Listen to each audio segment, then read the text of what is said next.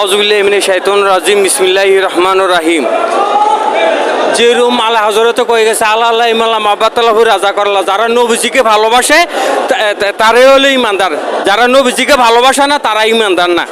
যেরকম কুলিয়া ইউহাল কাফিরুন, এটা ইহুদিদের প্রতি আল্লাহ কোরআন নাযিল এই সূরা প্রেরণ করছে। অনকা যারা আমরা ইমানদারের বিরুদ্ধে করে যে আন্দোলনে আসার জন্য বা যুক্ত হওয়ার জন্য তারও পদের এই যে আমরা সবাই ইসরায়েলের বিপক্ষে আছি, আমরা বাংলাদেশে ইহুদির দালাল আছে, আগে আমরা তার প্রতিরোধ করি, এরপর আমরা ইসরায়েলের প্রতিরোধ করি।